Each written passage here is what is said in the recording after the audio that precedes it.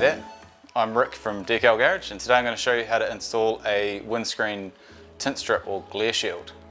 Hey, so if you haven't already, you may have gone on the Decal Garage website and grabbed one of our premium glare shield strips already. This is a straight edge. You may get a custom curved one for a particular model of car, but you're going to need one of those for a start. And to get set up, grab yourself glass cleaner, good glass cloth. I'm using IPA to give the windscreen a good clean afterwards, make sure it's streak free. And then in here I've got a little bit of dish soap and water, a little bit, 1 or 2 drops only. And then you're going to need some method to smooth out the shield once you've got it on there. So you can grab one of these felt edge squeegees. Also got knives on the website as well. These are really handy, being like a 30-degree angle, better for fine knife work. And if you can do a couple of these, I might pay to grab some magnets. I'll show you how they can come in handy a bit later in the install. Best thing I think is exactly that, glare shield. They look great, but they're actually really functional in the way that they just block out any sunstrike. If you're dealing with cars like mine, like the Sylvia, it doesn't have any sun visors at all, so you definitely need something there.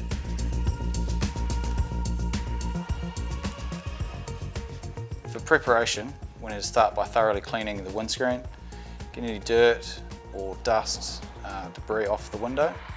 That's going to ensure you've got a smooth application and bubble-free finish. You want to make sure you clean right on the edge. There's no dirt or anything trapped in by the rubber. Otherwise that's where the vinyl's going to lift. If you've got any really harsh stuff on there, then sometimes you might want to run a blade across the window just to get any really fine bits out. Similar to this, right? You might find a few stubborn bits just need to have a quick scrape off. So as I said earlier, I'm going to use IPA. You could probably use other solvents as well, but just anything you know is going to leave a streak-free finish. Get rid of any of the waxy residue, anything else that might have been left on that. Yeah, especially in terms of the longevity, if you don't have those edges right in here nice and free from contaminants, then that's where it's going to lift first. I should have said earlier, you will need a bit of masking tape and a ruler. The purpose is we're going to mark on the windscreen here the preferred measurement so that you get it even left to right. Just going to use a fine strip like that, and I'm going to pick up a point that I know I can get from the other side as well to keep it consistent.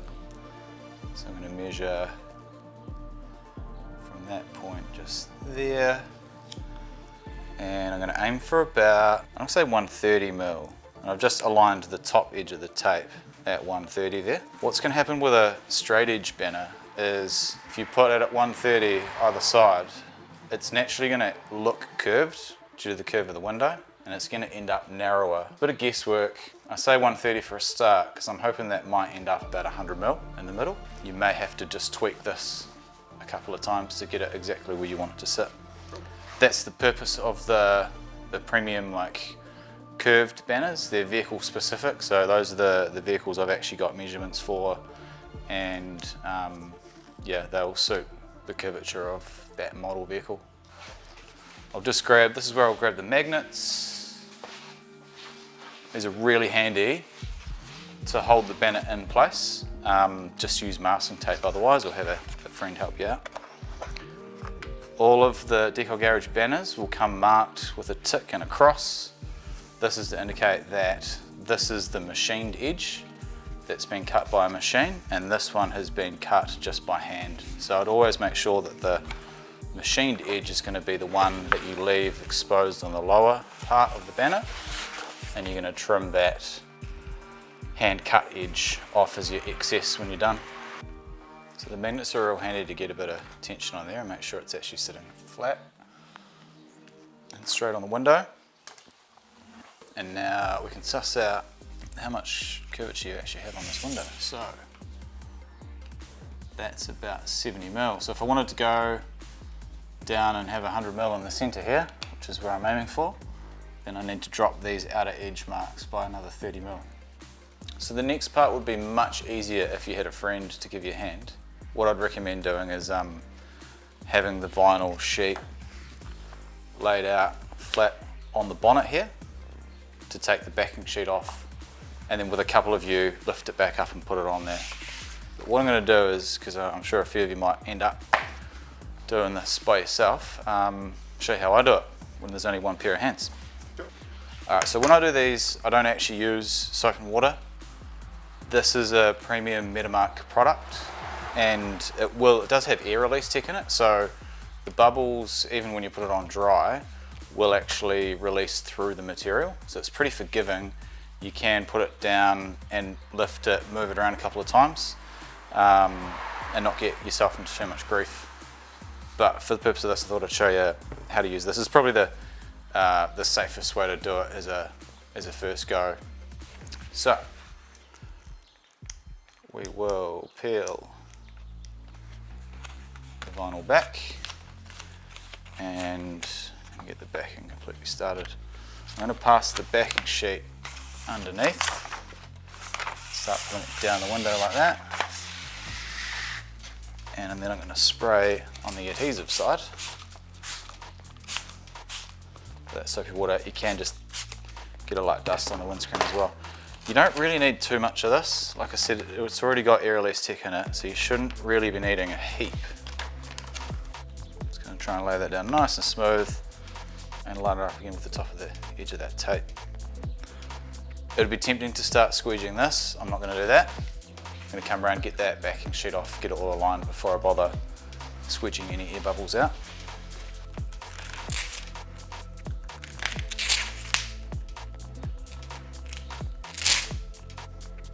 You see, I can just lift that and get it sitting exactly where I want it. How's that side look? Roughly the top of the blue there. Nice.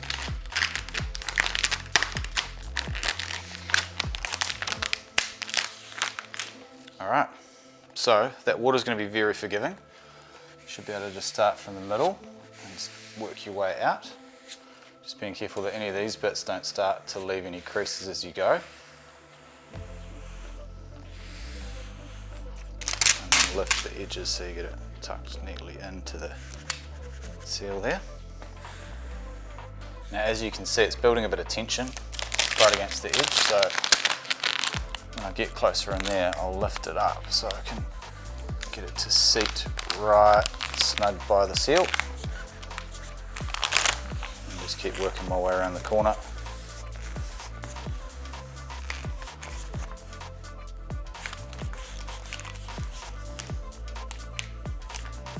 You might find some of these bubbles just keep appearing, keep popping back in, and it's mostly because the adhesive isn't doing its job with that water under there. So try and just keep working it to the side and bring the water to the edge, and it should hopefully flow out the bottom here.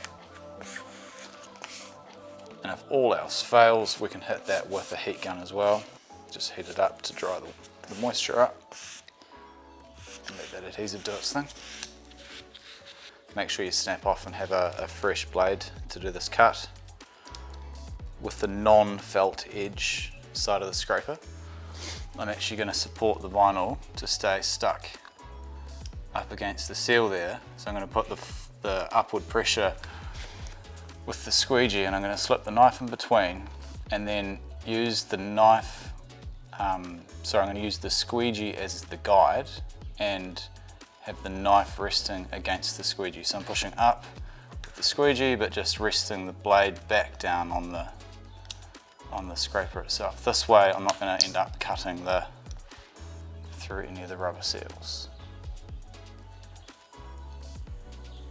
You could of course freehand this, but this is a way that you should get a nice clean finish. I will freehand around the radius here. When I get back to the straight edge, I'll use the scraper again.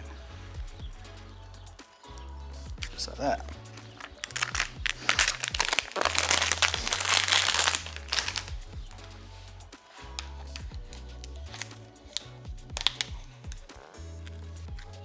we go.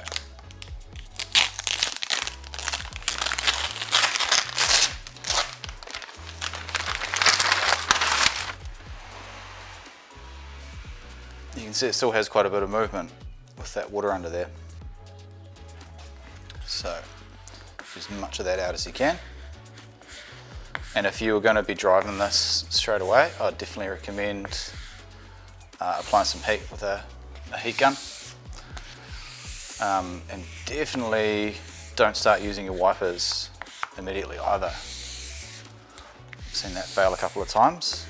So choose if you need to drive the car same day, choose a nice dry day to apply your burner. The blade, if it does catch the edge and the adhesive hasn't had a chance to do its thing, then that's just going to tear off and you'll need another banner. If you do have a heat gun that's got some settings to it, I don't know, run it about midway. You don't need to scorch it too hot or it will bubble and you'll just damage the vinyl.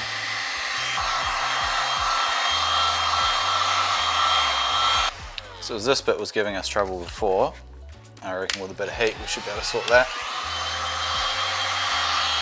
Start from the inside and you see those bubbles.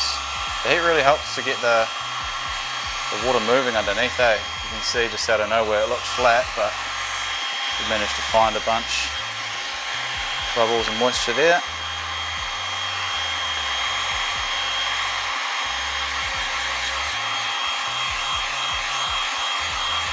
Still just popping up a little bit there. Couple of options, use a bit more heat, or we could maybe trim it a wee bit further back as well. Alright, so same as before, just going to use this as my guide and trim that back.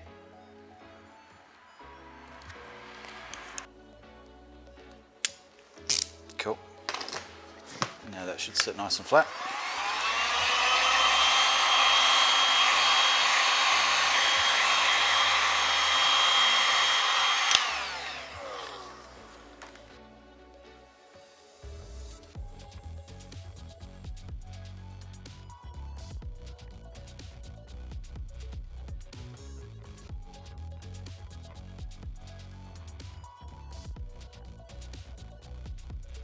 Cool, so there we have it. You will have installed your glare shield now, all good, ready to go for summer. So if you've got any other questions, don't be afraid to give us a message or drop a comment on the video. And of course, anything you've seen in the video, you can grab from the Decal Garage website, so jump on there, have a look. And if anything's missing, of course, let us know. Keen to help out however we can.